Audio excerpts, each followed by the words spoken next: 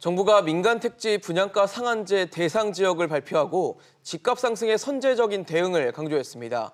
서울 강남 4구와 마포, 용산, 성동구, 그리고 영등포구 등 27개 동을 대상으로 지정했고 앞으로 분양 과정에서 주변 집값 상승에 영향을 미치는 요소들을 모두 차단하겠다는 의지를 밝혔습니다. 하지만 민간 택지 분양가 상한제 본격 시행이 집값 안정에 얼마나 실효성이 있을지는 의견이 분분합니다.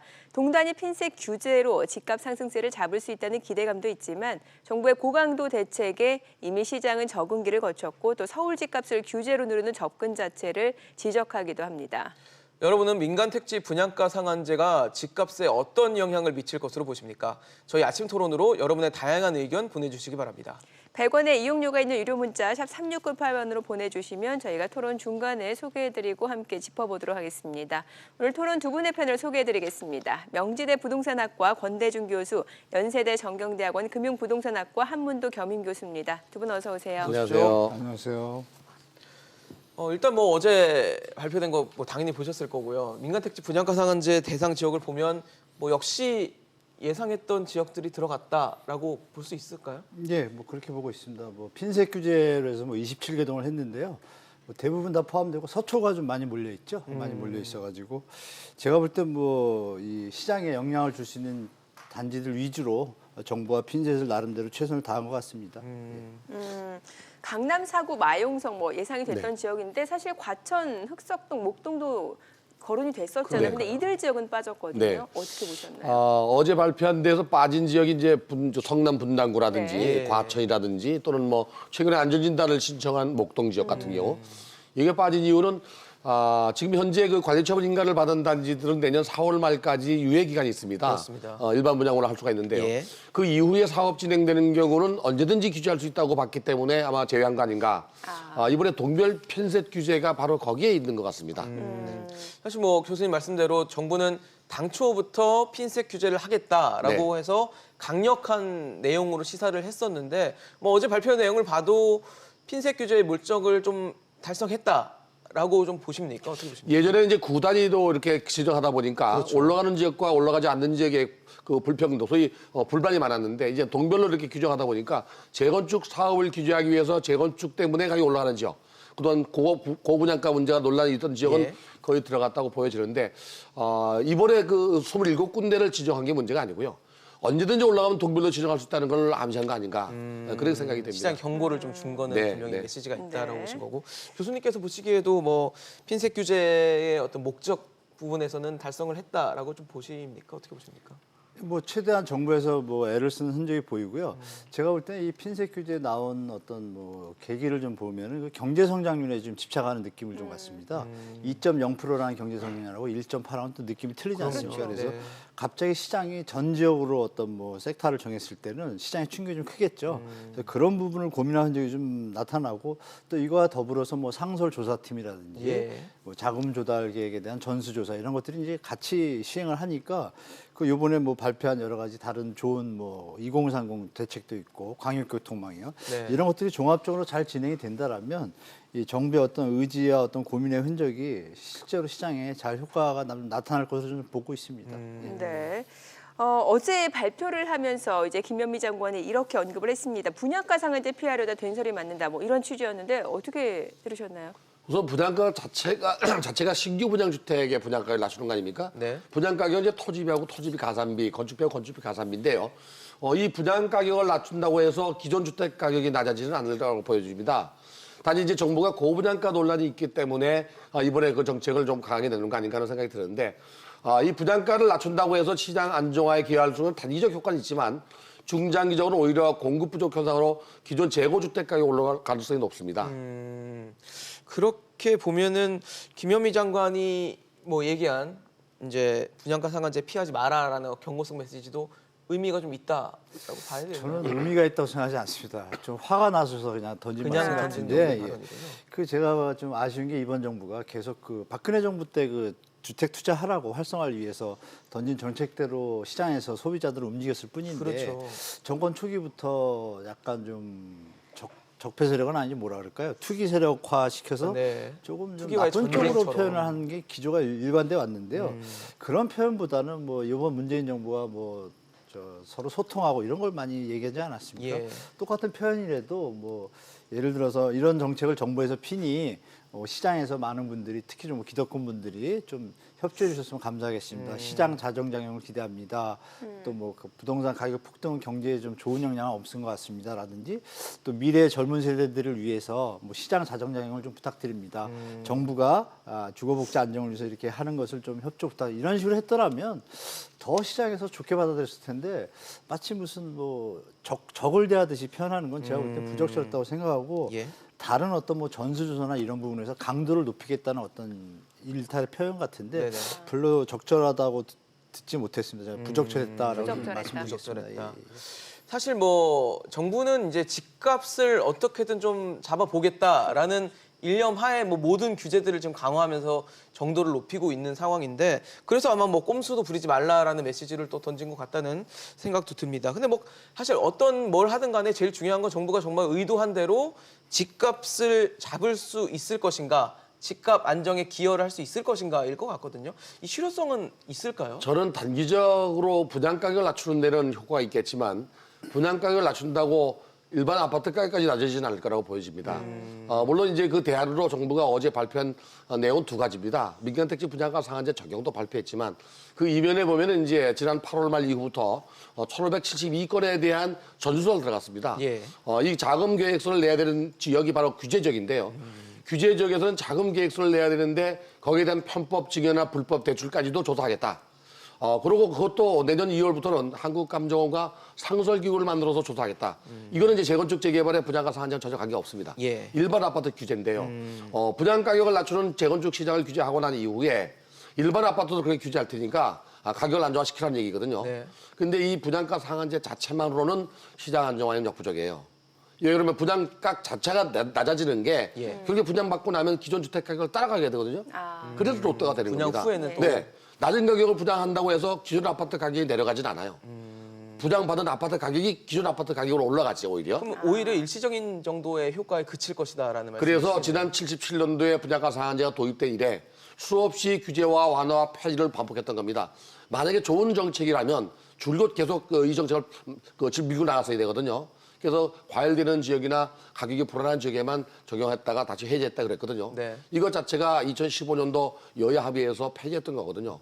그래서 이게 잠시 일시적인 효과가 있겠지만 중장기 대책은 아닙니다, 결국에. 네. 황 교수님께서도 뭐 실효성은 좀 그렇게 저는 보시나요? 좀 반대 입장을 보이고 있습니다. 예, 예. 지금 교수님 말씀에 대해서 팩트로 보자라면은 분양가 상한제가 예전에 원가 연동제라든지 상한제란 말을 안 쓰고 분양가격 심의위원회가 있었습니다. 60년, 70년대 때. 예. 그래서 박통 때잖아요. 정부에서 하라 그러면 안 할 수 없는 시대 환경이었고 그 정부 아시겠지만 음마 아파트가 뭐 제곱미터 평당가가 200만 원 수준이 안 됐으니까 그것을 제어한 것은 이제 정부였거든요. 그럼에도 불구하고 경제가 발전하면 오르게 되어 있죠. 그래서 다만 그 오름의 폭을 경제 성장 속도에 맞춰서 좀 알맞게 이제 조정을 했던 게 정부의 역할이었고 네. 우리가 돌이켜 보면 분양가 자율화를 푼 이후에 폭등을 했습니다. 두 번 다. 김대중 정부 때 IMF 위기로 인해서 분양가 자율화를 실시했습니다. 예. 그 뒤로 뭐 노무현 정권까지 뭐 6, 7년 뭐 폭등을 했었잖아요. 그래서 노무현 정부에서 분양가 상한제를 실시를 했는데 발표하고 유예기 한 6개월 뒤고 2006년 7월에 발표를 했는데 그 다음에 이제 6개월 지나고 나서부터 시장이 안정됐거든요. 실제로 약간 일시적으로는 지금 말씀 주신 대로 기존 주택이 좀 어떤 뭐 역작용이 좀 있었지만 1년째 갈 때 이제 글로벌 금융위기가 2008년 이제 10월 달에 벌어지잖아요. 그렇죠. 그때까지 아주 안정적이었습니다. 그래서 뭐 혹자 전문가들은 금융위기 때문에 안정됐다고 얘기하는데 이미 1년 정도 지나서 효과가 나타나는 건 증명이 됐거든요. 네. 그래서 제가 볼 때는 이번에도 그것이 이제 박근혜 정부가 만약에 2015년도에 지금 말씀 주신 것처럼 어떤 분양가 상한제를 풀고 거기다 또 대출 규제도 풀고 그리고 또 전매 제한도 풀고 여러 가지 내용들을 다 풀었습니다. 그래서 그때 한때 말이 뭐 빚내서 집사라는 거냐 네. 아니면 부동산 정상화가 아니라 이거는 활성화 수준을 넘어섰다 문제가 있다는 비판이 좀 많았지 않습니까? 그러니까 제가 볼 때 만약 그걸 안 했다라면 그걸 안 하고 분양가 상한제 계속 왔더라면 부동산 시장 정상화는 안 됐을지 이렇게 투기화는 안 됐을지 몰라도 폭등을 안 했을 것이다. 분명히 효과가 있다는 건 증명이 된 것이고 네. 푼 순간 폭등을 하지 않았습니까? 거기다가 저금리 저 세계 글로벌 경제로 인해서 저금리까지 겹쳐다 보니까 예전에 저금리였으면 부동산이 폭등을 했거든요. 네. 지금 얼마 전에 인하했지 않습니까? 인하했는데 인하했죠. 폭등 안 합니다. 그렇기 때문에 제가 볼 때는 효과는 도리어 예전보다 더 강할 수도 있다. 다만 그 효과가 나타나는 시기가 6개월에서 1년 뒤부터 본격적으로 나타날 텐데 아쉬운 점은 몇 군데를 좀 뺐죠. 이것이 말씀 주신 대로 풍선작용이 돼가지고 예. 또 시장에 잘못된 신호가 오면 원래 정부가 의도한 대로 약간 좀 틀어지는 맞는, 경향이 있는데 네. 그때는 뭐 분명히 또 정부에서 바로 시정했다고 하지 않습니까? 네. 네. 그런 부분이 돼서 제가 볼 때는 효과를 좀 볼 것 같습니다. 네네. 우선 제가 볼 때는 뭐 저 딱 한 가지만 말씀을 드리면은요. 예. 분양 가격을 잡으면 분양 가격은 안정이 돼요. 네. 문제는 뭐냐면 재건축 시장을 이렇게 잡아버리면 재건축 조합원들이 자기 분양 가격보다 일반 분양 가격이 낮아지는 문제가 발생할 수 있어요. 그럴 수도 네. 있겠죠. 그렇게 되면 이제 문제가 발생하거든요. 그러면 대부분의 조합들은 사업을 안 할 수 있습니다. 그래서 그럼 공급 공급량이 자체가- 줄어들 수 있죠. 예. 그래서 규제할 때는 안정되지만 규제가 완화되거나 시간이 지나면 결국에 수요가 있는데도 불구하고 공급이 부족해서 가격이 폭등한 겁니다. 네.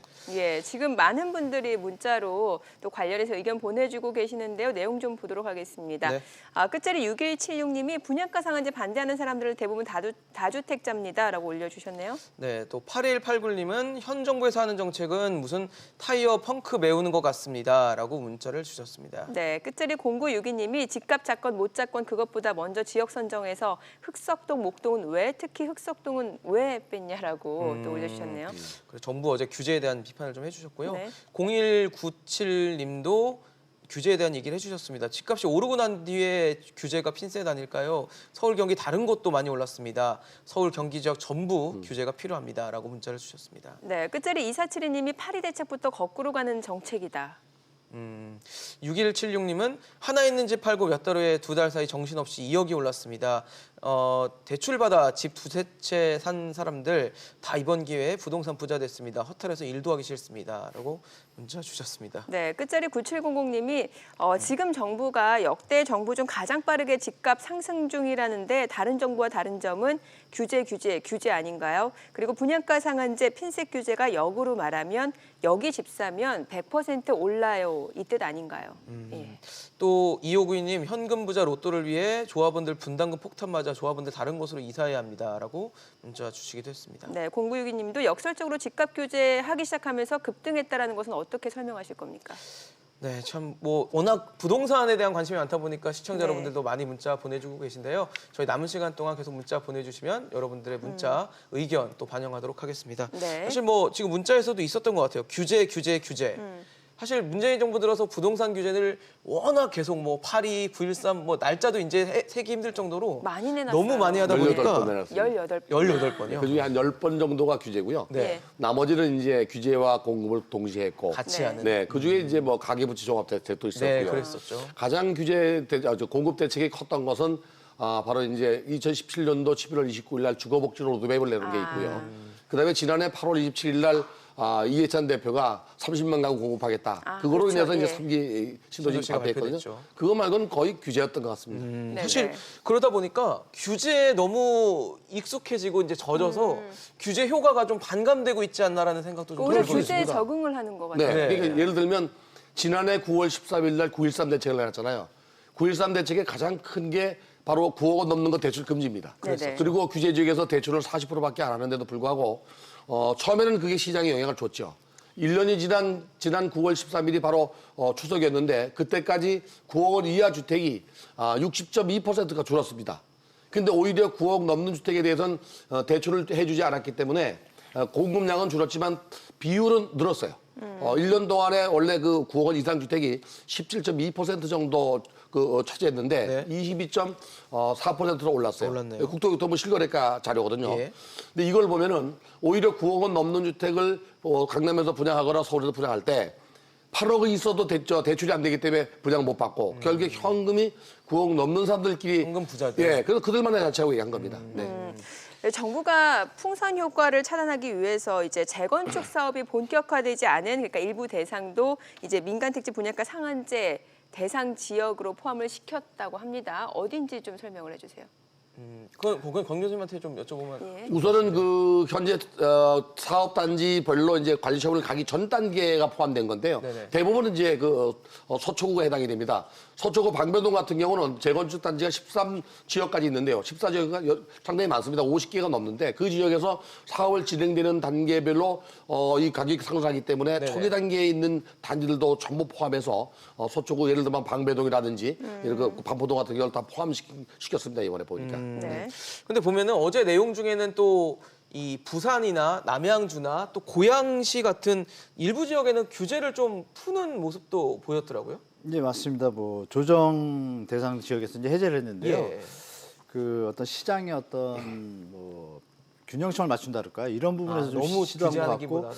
또 혹간에 뭐 이런 좀 우스갯소리가 나오고 있습니다. 그 바로 발표하자마자 그 부산 지역이 뭐 문재인 대통령의 어떤 지역구라 그래서 부산을 풀어주지 않았냐 이런 얘기까지 나오는데 네. 바로 시장에서 어떤 그 비판하는 얘기가 나올 정도로 참 신속한데요. 네네. 제가 볼 때는 정부 입장은 그런 것 같습니다. 좀 시장 자체가 약간 그 안정화됐다라고 판단되고 또 하락 분위기로 넘어가고 그 지역 경제 어떤 활성화라든지 어떤 모니터링을 하겠죠. 거래량이라든지 거래 건수 그리고 뭐 주택 가격 거래 가격도 체크를 했을 거고 그런 걸 봤을 때 이제 이건 좀 풀어줘도 큰 시장에 영향이 없겠다고 판단한 것 같습니다. 일각에서는 한쪽을 쥐니까 이제 한쪽을 좀 풀어서 아무래도 시점상 이제 총선을 좀 앞두고 있다 보니까.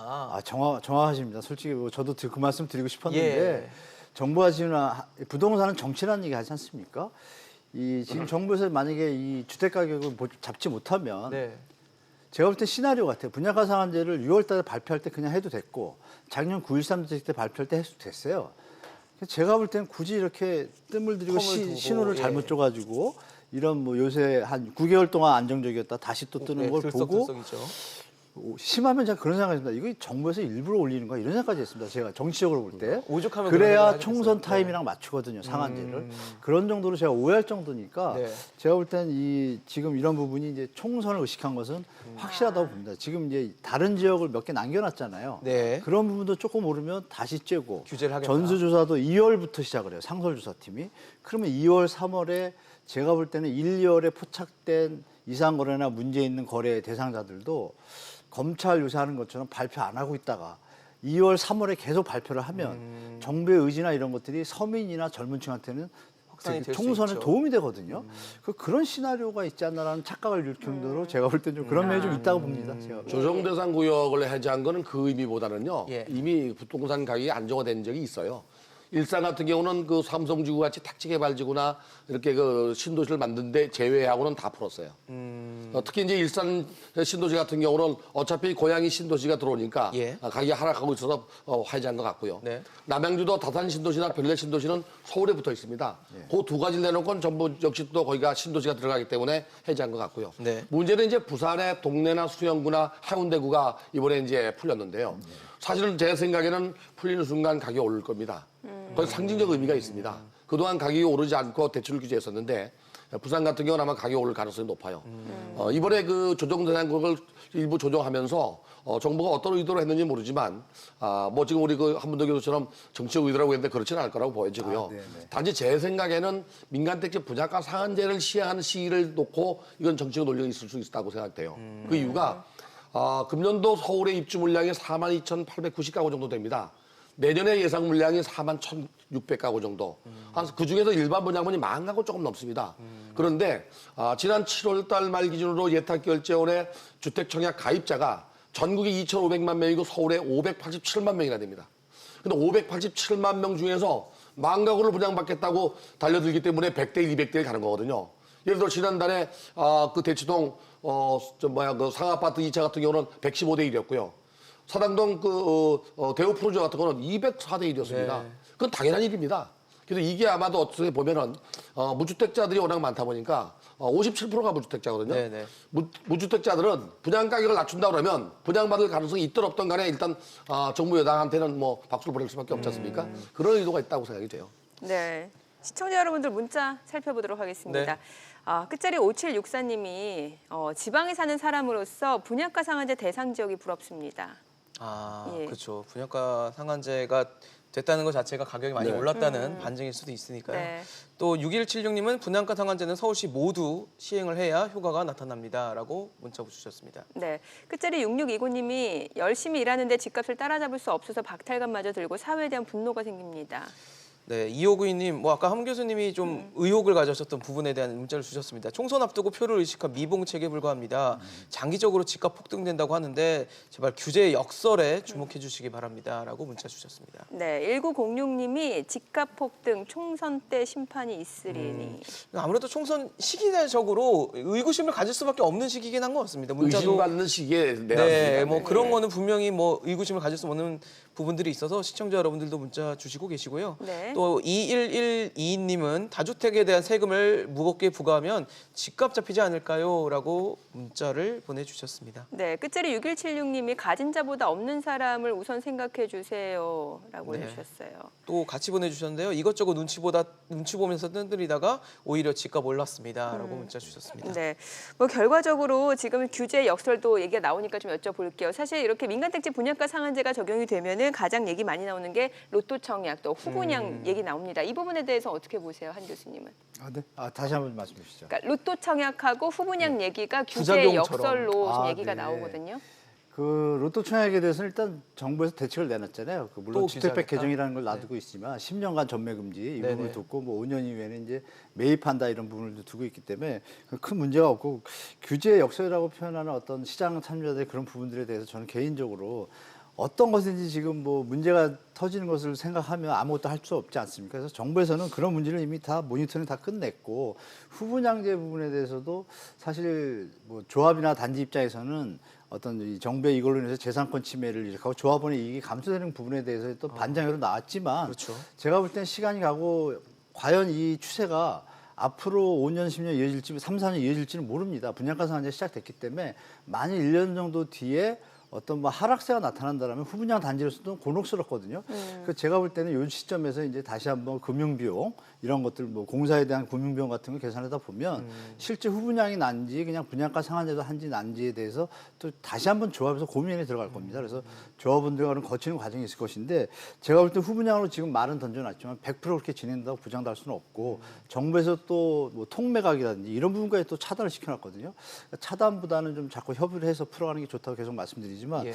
이런 부분들은 제가 볼 때 일면에서 얘기들을 하시지만 정부에서는 나름 대책을 갖고 모니터링을 다 가진 상태에서 지금 실행하기 때문에 제가 생각보다 그렇게 부작용이 크지 않을 것으로 좀 예측됩니다. 네. 교수님께서는 어떻게 보세요? 우선은 로또 청약 얘기가 나오면 일단 청약 과열이 될 거 아닙니까? 그렇죠. 정부는 틀림없이 이제 채권 입찰에 도입할 겁니다. 정부가 의도하는 것은 가격을 낮추는 의미보다도 시장 안정이거든요. 예. 근데 이 가격이 폭등이 되기 때문에 많이 올라가기 때문에 이제 이런 대책을 내놓은 건데요. 또 다른 대책으로 강구한다면 약간 로또 청약을 없애려면 정부는 결국에 채권 입찰에 도입할 가능성이 높아요. 사실 이제 분양가 상한제까지 꺼내 들었기 때문에 이제 혹시 규제 추가 카드 뭐가 나올 수 있을까도 관심일 것 같습니다. 추가 카드 재건축 연한 연장 뻔한 거죠. 사실 지금 이런 추가 카드 전수조사 이런 디테일보다는 예. 지금까지 던진 정책 중에 분양가 상한제가 잘 진행되고 시장의 자정정을 거치면 예. 말이 필요가 없겠지만 제가 이제 추가로 말씀드리고 싶은 게 광역교통망 계획 발표했잖아요. 네네. 그 부분에 대해서 제가 볼 때는 또 정치적인 얘기라서 죄송하지만 또 12월, 1월, 2월 중에 잘 준비를 해서 시장에서 광역교통망 계획이 이 정도 확정됐고 진행 속도와 이런 것들에 대해서 시장에다 던져주면 시장 수요자들이 그것을 기대하고 좀 안정화 효과가 있고 매수세가 좀 줄어드는 효과가 있으니까 네. 제가 볼 때는 원래 던진 정책하고 대책들을 실수 없이 잘 진행해 나가면 추가 대책까지 가지 않아도 되지 않을까 좀 그렇게 보고 있습니다. 네, 알겠습니다. 공 교수님도 잠깐만 여쭤볼까요? 그래도? 네, 저는 확실하게 그 청약 과열되면 청약 채권 입찰에 도입할 가능성이 있고요. 재건축 시장이 그렇게 계속 과열되게 되면 지금 현재 30년 이내 넘으면 재건축할 수가 있는데 이게 기간 연장이 한 40년 늘어날 가능성이 있고요.